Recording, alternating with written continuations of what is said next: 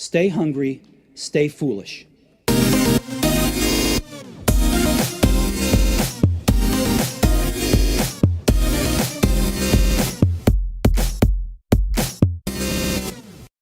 So now on the Innovation Show, we welcome AI and agricultural futurist Brian D. Colwell to the show. Welcome to the show, Brian. Thank you very much for having me. I'm excited to be here today. It's great to have you on the show, man. You have some awesome content on your site, briandcolwell.com, and you share some fantastic stuff on Twitter, and that's where we met. And I just thought I'd reach out because there's lots of different views on AI and dystopia and utopia and what can it do, is a friend or foe, etc., etc. And I thought you have a very scientific approach to that, and it draws on an industrial revolution shift. And I thought we'd just open up really wide conversation on your approach to AI in particular. Well, as you said, I do have a little bit of a different approach to looking at artificial intelligence and disruptions and things like that. My whole point is to look at the disruptions rather than look at the tech innovations.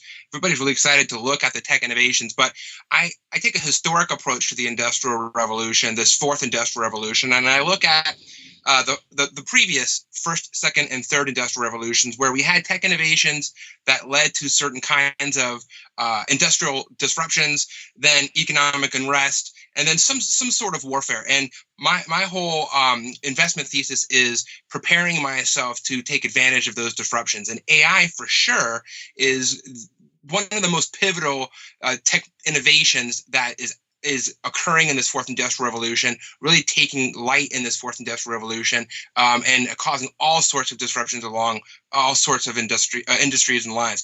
But artificial intelligence isn't really a new thing. It's been around for a long time. It's just recently, though, in the last 5 years, that artificial intelligence has really stepped up in the form of machine learning, deep learning, cognitive intelligence, and quantum computing now, and all kinds of other cool, exciting jargon that have elevated AI to an actual usable platform. Whereas before we had big data, we were collecting data, didn't know what to do with it. Machine learning takes that data and actually is able to make correlations between it so that we can make decisions based on that. Deep learning now, the next level above that, says, hey, I can make those correlations and I can make the decisions on my own and figure out now, what do I need to figure out to find the right answer? And now we have computers teaching themselves what they need to know and teaching each other, even down to creating their own languages so that they can communicate with each other. So it's a really exciting time for artificial intelligence. And in terms of disruptions that are going to occur, it's really open-ended to your imagination, I would say. And AI is definitely one of the 2 or 3 most disruptive technologies coming. Yeah, and you mentioned, so you're an advisor on AI future investments to your clients, etc. And what are you seeing that's really working? Where are you seeing as the hotspots? Yeah, I would say for sure that most of the AI companies that are publicly traded I don't find them super duper interesting for investment. They tend to focus on using artificial intelligence and machine learning to boost their ad revenues. And specifically, those would be companies like Google and Facebook and Twitter and Amazon. They're very much into artificial intelligence and have been for as long as it's been around, and are definitely taking advantage of all the trends in artificial intelligence to capture a return on their investment. And to boost investor returns. But again, that's kind of like a inside the box application of artificial intelligence, using it to boost your ad revenue. I specifically, for publicly traded companies, really like IBM. I know Watson's been around for a while, and they hadn't really found a way to monetize it until the last couple years, the last year especially, where now you have artificial intelligence for IBM. Instead of going to the consumer, they're going to businesses and getting to the consumer that way. So they have not only a different approach for how to get to the consumer with their artificial intelligence platform, but their application of the artificial intelligence is also different. So you have them using artificial intelligence to help with taxes in H&R Block. You have them using artificial intelligence with healthcare to identify cancers and things like that. So there's all kinds of application that they're using, and I really like the healthcare application for IBM going forward. And then the one of the other technologies I really, really like going forward is blockchain, which IBM also is very much involved in. So I like IBM for a couple ways, a couple reasons, and their applications for both blockchain and AI work together and are both outside the box. So it's pretty interesting investment. Although most of the artificial intelligence companies that are really, really interesting, the ones that are doing the really intense quantum computing, deep learning kinds of applications, they're still private companies, and they're very much undercover right now. So we would be looking for companies to buy those startups. So in that case, that would be like the IBM and the Google that would be buying those. So my top pick, the one that I invest in personally, is IBM. They're such an impressive company, aren't they? Because you talk about disruption, and they were a company that was headed towards disruption, but they made a jump before they even got there. So they kind of foresaw this iceberg coming straight for them. And they actually just jumped and went after AI and leveraged the trust in the brand. Yeah, it's so interesting that you say that. I'm really excited that you know about their story. And the argument for not investing in them is that they haven't completed their turnaround story. But at the same time, and then people compare them to Microsoft and say Microsoft is further along in their turnaround story. But I think IBM has been disruptive since the beginning. They did, like you say, they have a period where they saw that iceberg, they needed to make a shift, and they've been very strategic in leveraging their brand and their customer loyalty. I really, really like also, just as a side note, one of the things I look at when I'm investing in companies, from a fourth industrial revolution standpoint, every company I invest in has to have some sort of social media presence, since social media is definitely the number one way to advertise and market your brand and your point of view. And IBM is all over social media. So I really appreciate that as well. You mentioned the fourth industrial revolution. I thought maybe perhaps we might touch on that because some people may not be familiar with what that is. Right. So just briefly, we had the first industrial revolution was the late 18th to early 19th century, where we had steam power. The second industrial revolution was the late 19th to mid 20th century. That was the American Age of Invention, where we had electricity and cars and the telephone and the light bulb and things like that. Third industrial revolution was the second half of the 20th century, where we had the introduction of IT technologies, and we had globalization that really led to like the demise of the middle class in some of the developed nations. And then now we've come into this fourth industrial revolution, where we see tech innovations like artificial intelligence in all of its forms, which are machine learning, deep learning, cognitive computing. We see cognitive cybersecurity, which is really exciting. Internet of Things, drones, blockchain, all the cryptocurrencies like Litecoin and Bitcoin and Ethereum, fintech, agtech, medtech, biotech, all the techs, robotics, e-commerce has been around for a while, but really coming into itself now. Wearable technology, mobile and social gaming, social media, nanoparticles, cybernetics, energy storage, smart cities, clean tech. There's so many exciting technologies for this fourth industrial revolution. And it's really all this next age bringing things together. What's bringing it all together really is artificial intelligence, because without artificial intelligence, none of it can really exist or communicate with each other. Yeah, and it's interesting, Brian, because when you think of that and you think of the demise of, say, retail or press or, a lot of print, etc., or media. So you've seen this shift from the traditional media to social media, or you're seeing a shift from the bricks to the clicks to Amazon, etc. So with that comes this massive mindset change for employment. How do you see that all panning out? Oh, wow. Yeah. And it's interesting that you bring up the employment standpoint, because the employment view, because I saw, like, I'm actually a member of this disruptive force with the fourth industrial revolution. I found my skills as a financial planner becoming more and more irrelevant as time went on, as robo-advisors and Schwab got more and more clients, and Vanguard got bigger and bigger. So I saw it out of several years ago to reskill myself to become valuable again. So what I did is I found social media, and social media was the way that I was able to become an influencer in the fields that I understand and appreciate, and then also further my point of view, my thought process. So I would say for sure, everybody is open to disruption at this point. Professionals, blue collar workers, everybody. Artificial intelligence isn't going to be just a disruptive force for the blue collar worker. Recently in Japan, IBM came in and replaced 30 tax accountant jobs at a tax firm. It was a small application, right? But if we make it a much larger application and think about what that could do, it really opens it up to everybody. Everybody from doctors to garbage men are open. I would say anybody that moves anything from one place to another is open to having their job totally replaced by some sort of drone technology or robotics. And that's big. Anybody that moves anything from one place to another, whether it's a truck driver or the guy who's making you a Starbucks or an airline pilot. Yeah. They're all open to disruption. So the only way for us to really stay ahead of this disruption is to understand where the disruptions are going to occur and to allocate our investments so that we can grow with that disruption, that we can take advantage of it. So we want to actually kind of ride that disruptive wave. There's nothing that we can do to stop it. We just have to position ourselves, whether it's in our career or our portfolio or our home living situation, whatever it is, whatever we see the disruptions being, from climate change to robotics. We have to just make sure we understand what's going on, when it's coming, and then where we need to be. Yeah, it's really interesting you say that. So you were proactive, because I see this a lot, and we all see it with, a lot of companies who are like turkeys waiting for Christmas, and they're just actually not being proactive about it and actually complaining and moaning, etc., and kind of going, robots are going to take our jobs. You obviously went and you went and upskilled yourself, and you changed how you approach your role.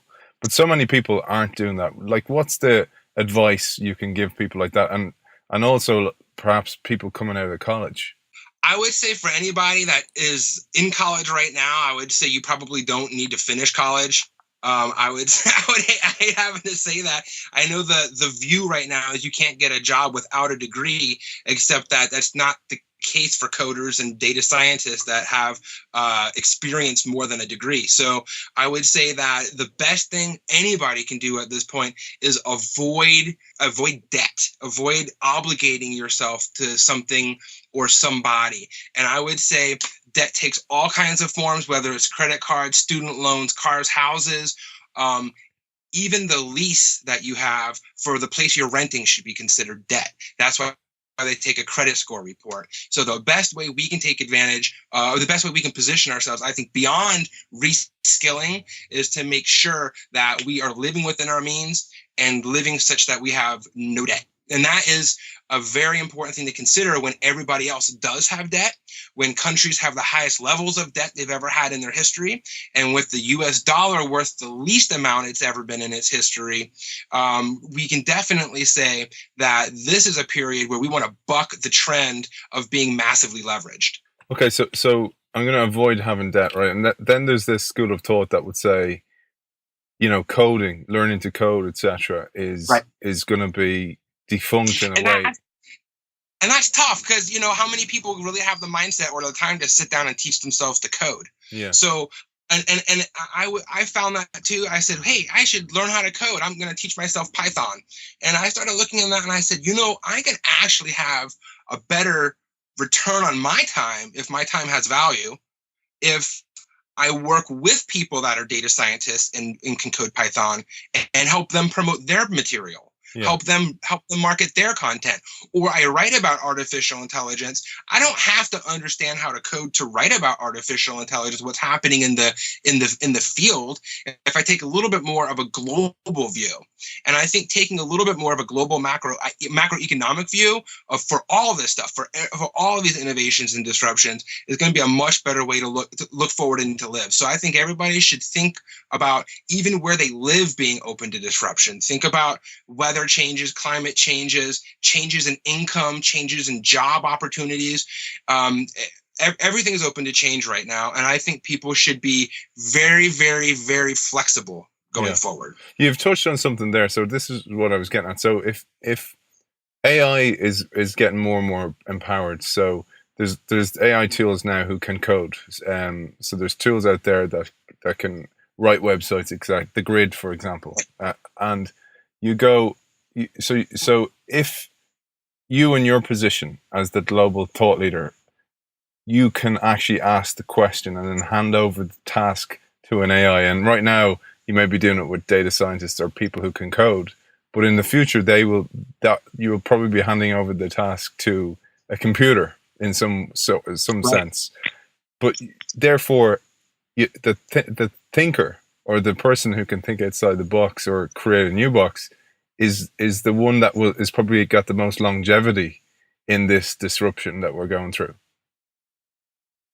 Yeah, I absolutely agree. And you actually did just touch on something I was going to be getting at too, which is I viewed coding as a very mechanical role that could be done by a robot, basically, or done by an artificial intelligence, and it is being done now.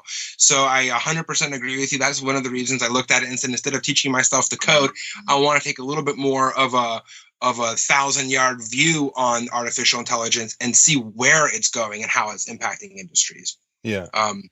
So yeah, no, I 100% agree with you on that viewpoint. But even say in the position of as a thought leader, AI is coming after that as well, isn't it? There's lots of tools out there that are becoming more and more intelligent and probably making decisions that we wouldn't think of.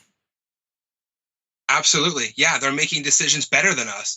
That's the reason hedge funds, the 1% of the world, the big money hedge funds, are putting all of their money into artificial intelligence and machine learning analytics and programs to gauge sentiment on trades before earnings, for corporate earnings, and before Fed speak on rates, and before Trump comes out and does his tweets. They're gauging sentiment in the market. They're looking at tweets and all different kinds of RSS feeds and social media channels, and bringing all that together and making correlations to figure out where stock prices are going.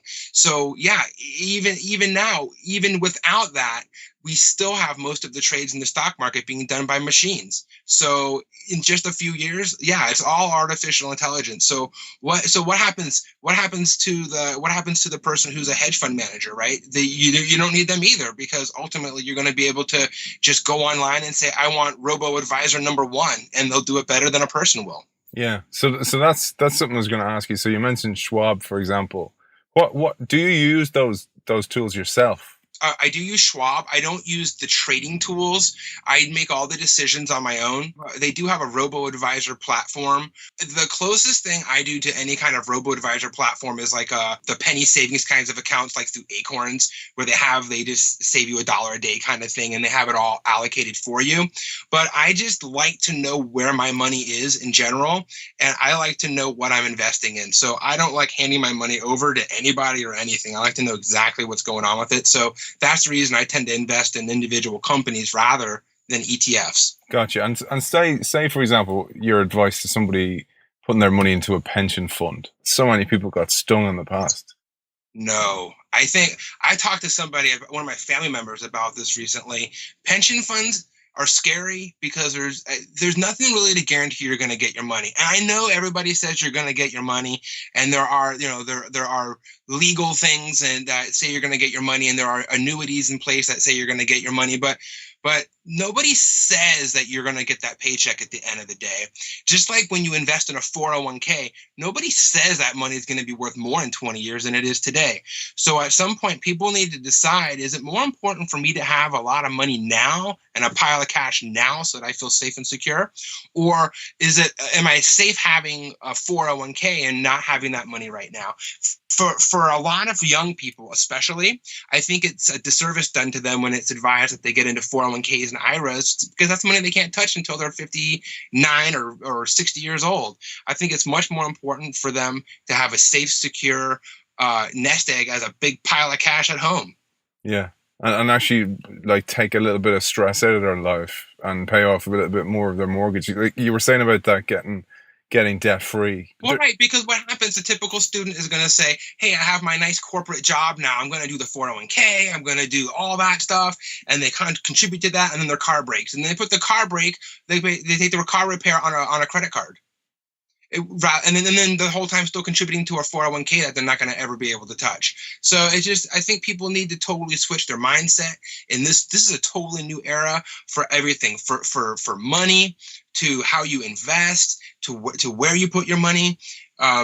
All of it's totally open to a new thought process. I think the best thing we can do in this day and age is find people that you trust and people that have proven experience, and just follow them. And in the era of social media, it's not that hard to find influencers that have an opinion that you can agree with or that makes sense to you. Gotcha. So because there's a definitive shift in patterns of how people are consuming. So we're moving towards a more sharing economy, an experience economy, an ownerless economy. So people are preferring access over ownership to cars, to even houses. So, and hence we're seeing the growth of Ubers and Airbnbs, etc. What's your take on those kind of shifts? This is a really exciting trend I've been writing about recently too. There's been a growing trend since the financial crisis, quote, ended, in RV living and tiny house living. And it's been in a demographic that previously wasn't purchasing RVs and recreational vehicles. So speaking to the gig economy and the Uber and that kind of experience living rather than ownership living, the RV living trend and the tiny house living trend growing amongst the millennials of the world is a really interesting trend to monitor. And it's not just growing steadily, it's growing very, very quickly. I was looking at some reports that were put out just in the last few months talking about the explosion in sales amongst Winnebago and Thor Industries, which are two very large RV producers. We can see a large growth in stock price for Camping World and other RV and tiny house living trend companies, which really ties to that whole experience living trend. And I also looked at and drew correlations between lithium producers, the lithium producing companies, and the RV living trend companies, which also says to me that perhaps those energy metals might be not only underestimated and undervalued, but that millennials understand the value of having large lithium batteries with that kind of RV living lifestyle, being off the grid and kind of beholden to no other person. Yeah. So you're absolutely right. People, if they have a house, are holding on to them forever, but they're not buying. Yeah, there's just not enough. There's not enough market. There's not enough housing. There's not enough houses on market, and they're too expensive for people to buy. Yeah, it's the same over in Europe, Brian, because you're seeing this more and more, and people have been stung as well. So they've obviously been stung, but this time it's been documented, and they've been reminded of that. Movies like The Big Short come to mind that are just kind of going, "Don't do it. It's going to happen again," or or at least there's a little.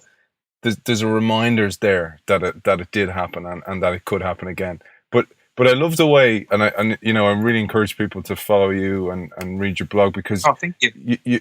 You it's not about one thing. So it's like almost like a waterbed effect. You're watching, well, if this happens over here, then this is the effect. And like you nailed it there with the lithium batteries. And then that always gets me thinking then when you have someone like Elon Musk and he's kind of going, okay, well, this is going to happen. So where's it going next? And it's the Wayne Gretzky quote of skating to where the puck is going, not where it is now. And with that in mind, you're also a futurist in the Agtech space, because you see huge shifts happening here. Yeah. This is actually, I think,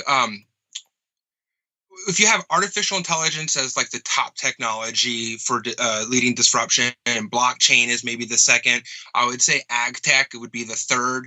And I don't know exactly what order I would put those in, to be honest, because disruption to our global food systems is pretty important stuff to think about. I would say that for Agtech, some of the interesting things that are happening are that even with climate change, people thought that production would be hurt, that yields would be hurt, and we saw that production areas have come down in farming because of climate change and because of urbanization, but production and yields have continued to go up because of GM crops. So the whole thing about climate change making it so that there's not enough food is not exactly right. But what is right is that climate change has made it so that the food is grown in areas other than it used to be grown in some ways, and different crops are grown so that food isn't getting to some places that it used to get to. So there's disruptions that are going to be coming in terms of the global trade, and then also continuing disruptions in how food is produced. So those climate change affected areas are really going to be getting into, and also smog-laden areas like China are really going to be getting into hydroponics and vertical farming and farming and shipping containers and all kinds of really interesting agricultural innovations like that to get the maximum number of plants per meter harvested. And interestingly, too, is that with food prices coming down, food prices for corn and wheat and soybeans are at the lowest they've been, or nearly the lowest they've been in decades. We start to see companies losing money that don't usually lose money. Companies that are big agricultural traders like Archer Daniels Midland and Bunge are losing money. And we see that, well, I mean, their profits are way, way down. And we see that there's mergers happening in Agtech that are really exciting, like Bayer and Monsanto are going to be merging pretty soon here. Dow Chemical and Syngenta are merging. So there's all these kinds of changes that are coming with this merger, with all these different mergers, and the technologies that are coming out are way beyond what we had before with biotech and seed chipping and the GM crops. We have CRISPR now. Biotech is on a next level, and specifically in Agtech, we have cannabis getting into the picture now with cannabinoids getting into pharmaceuticals, and publicly traded companies like GW Pharma and Cara Therapeutics doing all kinds of interesting Agtech innovation stuff with cannabinoids for pain therapeutics and other kinds of interesting pain syndromes. Yeah, it's a really interesting one because that's a shift that we're seeing, and it's like with so many things, and I'm sure you look at this the whole time, is where's regulation at? Because when the regulation shifts, it's even like with Uber, the problems they've had all over the globe with regulation around taxi drivers. But once that little blocker's gone, it's open market. Right. Yeah. It's tough to have. I think technology is always one step ahead. I know a lot of people are saying, for example, that we're not going to have flying cars in the next few years and things like that. But I think places like Dubai are pretty well set for that. And I think they even said they're going to have a flying taxi in the next year. So I think we're going to start to see innovation hubs that are like Dubai that are designed for IoT. They're going to start really attracting a lot of those innovators and those engineers that can really fully experiment with the IoT technologies, because we have a lot of infrastructure issues in the United States right now and in Europe and some of the older countries that we're not ready for receiving all the innovations that are out there right now. We can look at the airline industry as a case in point. We have old technology abusing people in the airline industry right now. When it be very the reason is because the airline industry just doesn't want to upgrade the infrastructure. But we're at the point now where all the global infrastructure needs to be totally rehashed with artificial intelligence and machine learning and deep learning. And like you said, once that happens, it's open season for cybersecurity. Yeah, it's really interesting because you see with so many companies, all they're doing is putting lipstick on a pig, and they're digitizing old models, old business models, old tech. And pieces of the business model, right? Brian, I wanted to ask you about this one because super cities, you mentioned about the amount of food being produced, etc., because we're going to need that food. With people living longer, the grey dollar, the grey pound, grey euro, then you have advancements in health and technology in health. And then you have like the Kurzweils of the world who are working on extending life indefinitely, And then you're going, well, and then urbanization. You're moving towards these mega cities, and what's your take on that whole shift? Yeah, you mentioned the issue with food, and definitely urbanization happening all over, especially in the emerging markets, is becoming an issue. China, India, Africa are all going to be leading countries well, they already are leading countries in population, but they're going to be leading economic countries over the next few decades too, as technology starts to come into those places and empower the people. I would say the issue with food, though, is really interesting too, though, because as urbanization happens, farm acres naturally get reduced. And so then where does the farming happen? And then you end up going vertical. So we see cities in China now growing, they're growing live cities or they're green cities, where the city is, where the buildings are top to bottom or bottom to top plants and planted, and even have plants and trees up on the top of the roof to help with smog issues and with heat and with carbon dioxide, and that way they can farm it. So vertical farming is really going to be the only solution. I think shipping container farming is a really interesting solution, since I think the analysis is that 2 acres of cabbage or something like that can be grown in 1 shipping container at a time. So that's a really interesting application. So hydroponics and Agtech are going to be interesting solutions for sure, but we are going to need more food. I mean, where's it going to come from? It's an interesting question. I think there's going to be alternative sustainable protein sources for sure. We talked about regulation, but the other one is the human desire to change. And you talk about cricket protein and this kind of shifts from meat. The real blocker to eating crickets is actually people. Yeah. Yeah. And it's funny that you mentioned that people are the problem. I was just talking to my wife about this the other day. It's, people are like, oh, so oil's dead, coal is dead. I'm like, is it really? But is it really? I know solar power could power the planet, but it's not going to, because people aren't going to change. The agriculture is not going to change enough to save the planet either, because people like meat. People want to eat cows and pigs. I mean, as much as I think the sustainable protein thing, like crickets, and if everybody was okay just eating soybeans, we could have that as a nice protein source, we'd be fine. But it's just not how people are. And we see that in China, as the middle class comes up, they want more meat. They're getting away from some of the vegetables.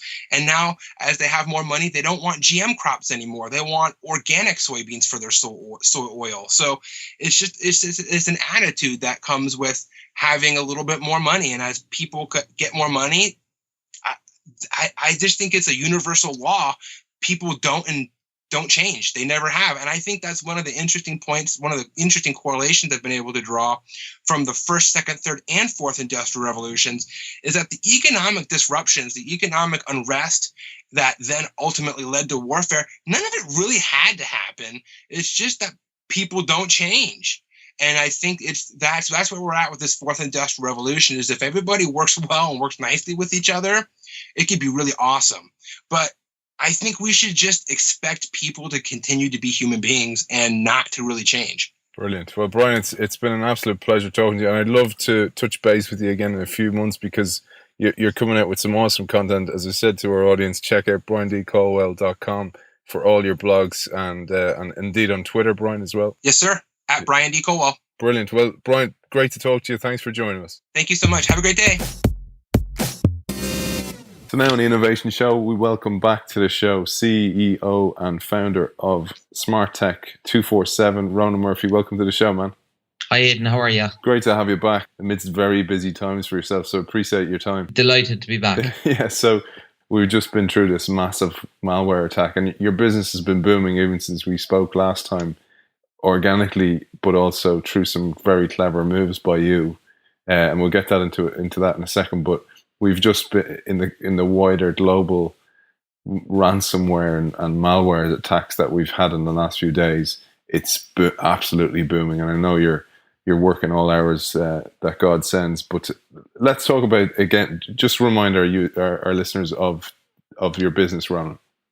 Yeah, so you are right. At the moment, it is a little bit of organized chaos, but we operate a very sophisticated security operations center that operates 24 hours a day, 7 days a week, 365 days a year, delivering managed cybersecurity solutions into some of the leading companies in Ireland, in the UK, in mainland Europe, and in North America. You had a really nice move recently with IBM. Let's tell our listeners about what happened there. Yeah, it's SmartTech247.com became the first partner for IBM in the world to commercially launch Watson for cybersecurity. So we were heavily involved in the beta development of the platform. And for the listeners, Watson for cybersecurity is introducing the concept of cognitive technology or artificial intelligence into helping combat the ever-increasing challenge of cybercrime and cybersecurity. So from that perspective, it's basically spotting patterns that would have been used before from attacks, etc. And it's basically fighting fire with fire. It's even a little bit more sophisticated than that. If you look at the internet, all of the data that's available on the internet is the vast majority of it is what we would term as unstructured data. It's not in a database format. So if you look at the security industry, the most valuable information that's put out in relation to attacks, for example, with the attack we're seeing now, it's coming on social media, it's coming on blogs, it's coming in white papers, it's coming in research data. And all of that data is unstructured and it doesn't feed in to a security operations center or into threat feeds that we can assimilate and make decisions around. So what Watson does is it takes all of that data in, it analyzes it as if it were a human being, and it makes determinations based on artificial intelligence. So it's constantly learning and evolving, and it's essentially a supercomputer. It's like having 50 of the best analysts in the world sifting through mountains of data to find that needle in a haystack. So it's very, very powerful. Yeah, and it's so great that you've been chosen. I mean, globally, a company from Cork. I know you're a global presence anyway, but how did you manage that one? Yeah, I guess we're a very good strategic partner of IBM. We had been working very aggressively on building up our security operations center capabilities, but I very quickly identified that there was a major challenge for my business. And that challenge was that as we became more successful, we needed to hire more analysts and we had to crunch more data, and the volume of data being created was becoming overwhelming. There's a term in our industry which is, we call it alert fatigue. It's where our analysts were getting burnt out with the volume of data that they had to consume and the decisions they had to make around that data. So what Watson does is it consumes all of that data for our analysts, and it comes to a determination which they can then use in their analysis. So it makes them an awful lot more efficient. And when I knew that IBM were building this technology for cyber, they were very, very successful in the healthcare sector. I knew this was something we needed to get our hands on. So we're very lucky to get chosen to be part of the beta program. And, we took the baton and we ran pretty quickly with it. Yeah. And we were the first to market with it also, which is pretty cool. Yeah, it must be one of the joys of being your own master in a way, where you don't have a board of directors to kind of have to go through, or management to go through. Because I can imagine if you were sitting as a manager in a bigger firm, that you probably wouldn't get this over the line, because it would have been like, oh wait, we have to have a meeting about that meeting, and it's one of the decisions you're like, yeah, this makes total sense as the CEO. Yeah, I think so. I think with cybersecurity, a lot of the times you have to be very nimble. You have to be able to turn quickly and make decisions fast.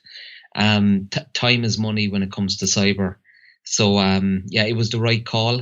I would say it's for the industry, it really is a game changer in terms of our ability to respond quicker. I would go so far as to say that our security operations center based in Ireland, even though we're expanding internationally, is now probably one of the most sophisticated security operations centers on planet Earth, because we're leveraging this technology to give our customers more accurate reports on the challenges that they're dealing with from a cyber perspective.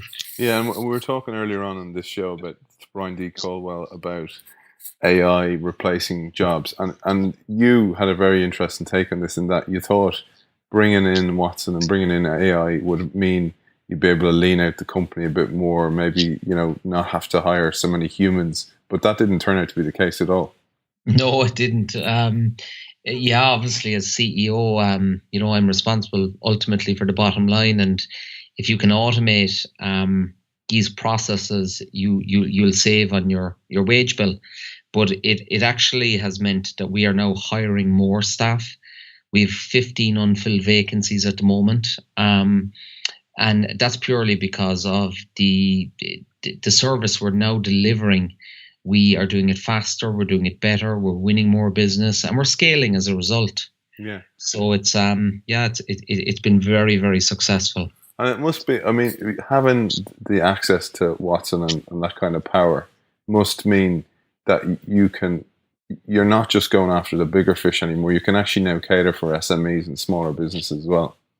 Yes, we've built a platform now that means that even mid-sized companies can leverage the world's leading technologies, and we've made it extremely cost effective where they can even take it as a service in a SaaS-based model. So, this type of technology was previously out of the budget or the remit of these type companies. That is no longer the case. We now have it readily available, and we're readily available to anywhere in the world, from North America to Australia to mainland Europe. Yeah, and with the world getting more and more connected, I mean, there's going to be more and more business for you. And we've just seen the WannaCry ransomware attack. Could you, from your world, would you, from your eyes, describe that, what happened? Yes. So I'm going to debunk some of the rhetoric which has been spoken about regarding WannaCry, in terms of it being highly sophisticated and this really sophisticated, clever piece of software. So back at the Easter bank holiday weekend, there is a hacking group called Shadow Brokers. And they essentially hacked a load of different tools that were being used by the NSA, the National Security Agency.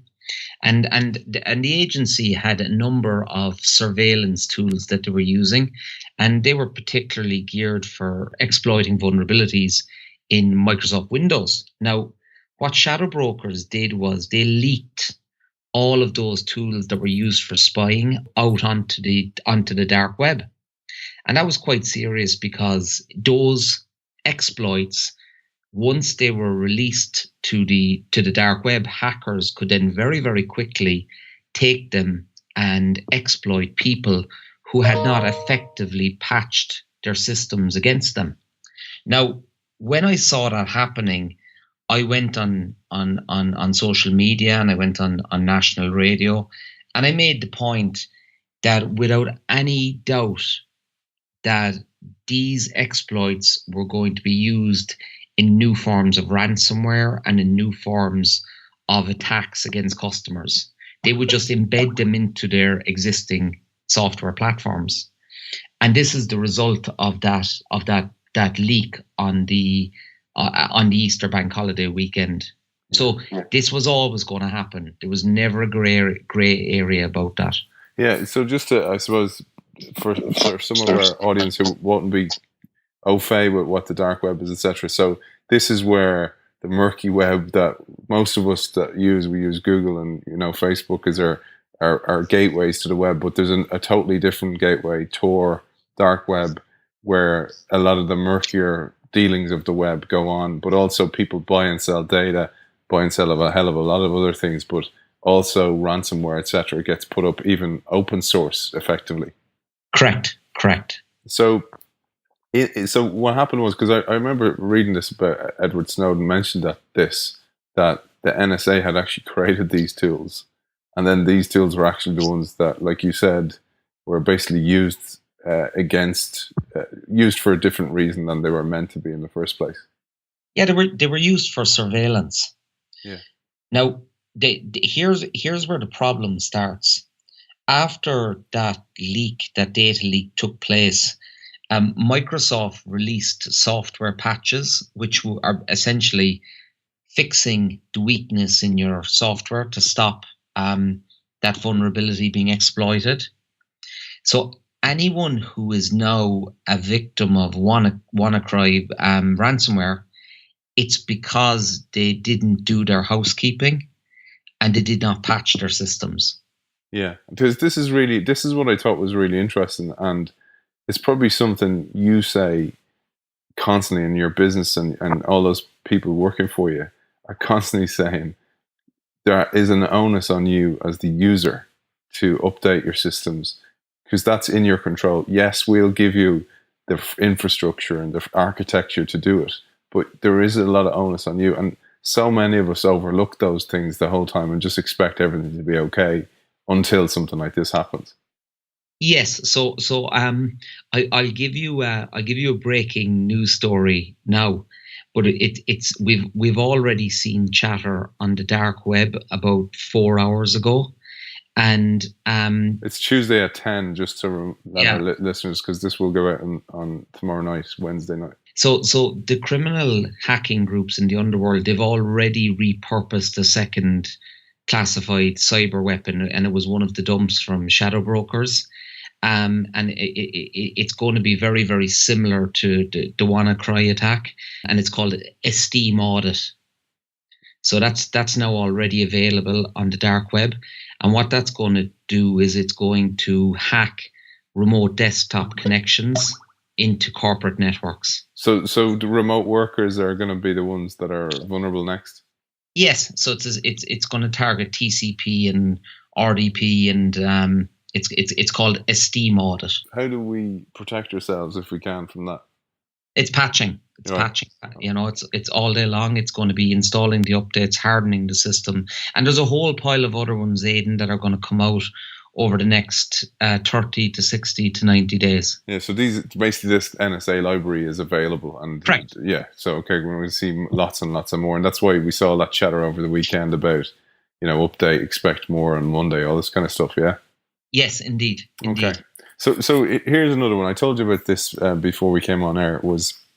I've written a blog, and I paint this kind of almost the story of Terminator, and that the next war will be this, what we're seeing now, where you can actually shut hospitals down, you can shut everything down, and when everything becomes connected, the world becomes this giant brain, and if the power of that brain falls into the wrong hands, we can be in a quite a difficult place. And what's your view on that? Because you are a key player in that world in a way, because you're warning people against the connectivity of the world the whole time, and so many people are just totally oblivious to it. My view on it is that what we are seeing with WannaCry, or what you're going to see with Esteem Audit, or what you're going to see with at least a dozen other NSA tools that are being worked on for new cyber weapons, is that the only reason that they are successful is because companies are not conducting due diligence in terms of their own housekeeping. They're not taking cybersecurity seriously. That's a huge problem. Their users of their systems are not being educated to the challenges, and ultimately that's the biggest problem. If you take these type of challenges, or these type of these malware technologies, the vast majority of them, I would say 98% of them, can be stopped relatively easy if organizations are on top of their game in terms of housekeeping and training. Yeah. There is 2%, which is the more sophisticated hacking that takes place, and that's very much aimed at large financial institutions with a view to stealing money. And it's aimed at retail organizations to get to their payment card gateways. But that's not a tsunami like this more basic attack that you're seeing. Yeah, it's more targeted. And we talked about that on the last time you were on the show as well. Yeah, indeed. It's fascinating stuff, and I know. Hopefully, we'll cross paths as the show is going to be based in New York for the summer, and I know you're doing a few events over there, Ronan. So Look forward Indeed. to catch up for a local brew over in New York. Absolutely. I look forward to it, my man. There's going to be a lot of water under the bridge for you. You're going to be very red-eyed the way ransomware is going at the moment. Yeah, it's good for business, I guess, but at the same time, it's not nice for the companies who've experienced it, and for a lot of them, hindsight is wonderful because something very small like installing patches and following best practice could really easily deal with these type of threats that they're seeing. Ronan, it's always a pleasure to talk to you. Always great to have you on the show. Ronan Murphy, CEO and founder of SmartTech247.com. Thanks for joining us. Thank you, Aidan. Have a good one. Bye. Thanks, man.